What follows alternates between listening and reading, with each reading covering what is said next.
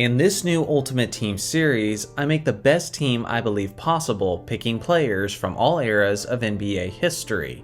It isn't just about how talented the teams are, but I'm also trying to build teams that would gel and execute well together. Today, we're looking at the Ultimate Mavericks team. Before I get started, here are the rules you need to know. To build each franchise's ultimate team, I will be picking a starting 5, a second unit representing each position, and then 3 additional rotation players at any position I choose. In total, there will be 13 roster spots. It's worth mentioning that I will not simply be building these teams based on how talented each player is, but I'll also be factoring in how well these players would do together as teammates. So without further ado, let's get into it. Starting at point guard is the modern leader of the franchise, Luka Doncic. This 6'7" star does a little bit of everything for his team, as he's already asserted himself as an all-time great scorer and as one of the greatest triple-double machines in NBA history. He'll be an awesome dual threat with this all-time squad, as he can score and facilitate with the best of them. Just last season, he averaged about 32, 8, and 8, proving himself to be one of the most productive players in Mavericks history. Starting at shooting guard is the all-time great ball handler, Kyrie Irving. Some might be a little annoyed by this pick, considering how little time Irving has spent with Dallas so far. But with that being said, there's no question that he's the most talented player for this role.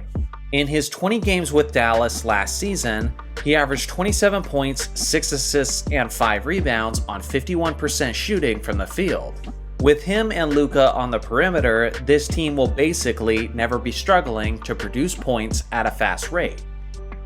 Starting at small forward is the 6'6" wing, Mark Aguirre.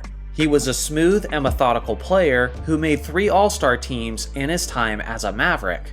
He was not only an elite scoring mid-range player, but he was also dangerously efficient. At his best in 1984, he averaged 29.5 points, 6 rebounds, and 4 assists on a stellar 52.4% from the field. As a player who likes to go to work from the post, he'll give this team a reliable option in half-court sets. Starting at power forward is the NBA champion Dirk Nowitzki. This 7-foot sniper was basically unstoppable in his prime. With his tremendous length and with his iconic fadeaway, all you could basically do as the defender is pray that he missed it. Dirk was also the model of efficiency for the stretch 4, and in 2007, he became one of the few players to finish the regular season with 50-40-90 percentages. With Luka, Kyrie, Aguirre, and Dirk in the starting lineup, defenders would be foolish to risk double teaming anyone. Starting at center is the former Defensive Player of the Year winner, Tyson Chandler. With this 7-footer at center, he'll ensure that the starting unit will have at least one elite defensive player to make a difference. With his rebounding and rim protection, Chandler was a major contributor towards their championship run in 2011. Luka will make a great lob connection partner for Tyson, as both players were especially great at reading defenses in that aspect. Now on to the second unit. The backup point guard is the efficient floor general, Steve Nash. He's most famous for his MVP era in Phoenix, but even in Dallas, Nash was still a major contributor for his team.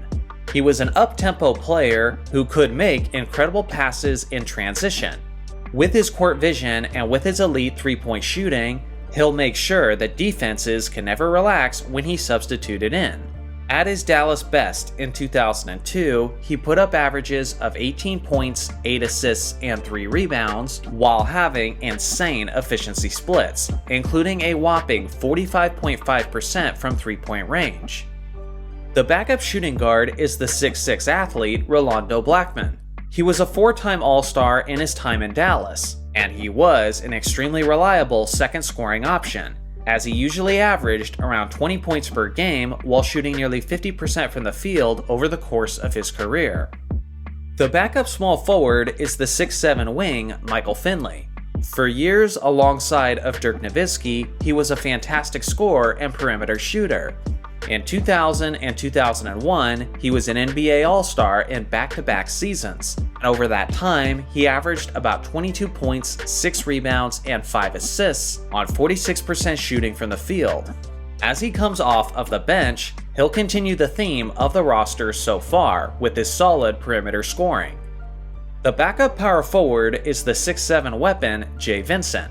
He was one of those guys who actually peaked in his rookie season, as he had a tremendous debut in 1982, where he averaged 21 points and 7 assists while hitting nearly 50% of his shots. He'll make an interesting substitution for Dirk, considering how he plays offense with an opposite approach, as he prefers a more grit and grind style near the basket.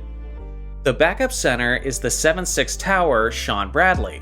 Usually, he's on the embarrassing end of the highlight reel, as Bradley was dunked on many times by incredible wings. With that being said, he was actually a pretty quality player and a solid rim protector. For example, in 1998, he averaged 11 points and 8 rebounds while blocking 3.3 shots per game, which was third in the league that season, trailing only Marcus Camby and Dikembe Mutombo. Now on to the 3 rotation players. The first is another amazing floor general, Jason Kidd. He was past his prime in Dallas, but even then, he was still an all-star level facilitator, and in 2010, he averaged 10 points and 9 assists on 42% shooting. He was also the starting point guard during their championship run in 2011. He'll struggle to get many minutes behind Luka and Nash, but with these 3 in the rotation, there will never be a time when the position is lacking.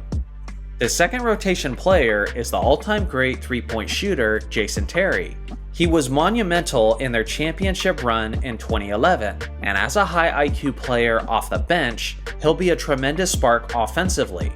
In 2009, he was actually second in the team in scoring, behind only Dirk Nowitzki, as he put up nearly 20 points on a nightly basis. The third rotation player and the final spot on this roster is the 6'4" combo guard, Derek Harper. Throughout the late 80s and early 90s, this guy was the Swiss Army knife of the Mavericks squad, as he was a massive contributor in many aspects.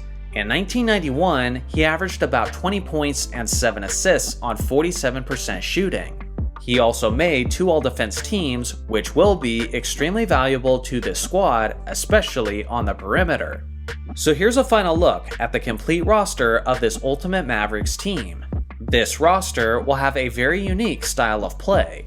This may just be the most jump shooting Ultimate team of the entire series so far, but it's also worth mentioning that outside of the centers, Derek Harper and Jason Kidd, this squad may just be the greatest example of the term, if you live by the 3, you die by the 3. Do you think this Mavericks team will make the ultimate playoffs in the Western Conference? Let me know your opinion. Also, here's my list of honorable mentions. Should any of these players have made the roster instead? I look forward to hearing your thoughts in the comment section below. Thanks for watching as always, make sure to like and subscribe for more basketball content, and I'll see you guys in the next video.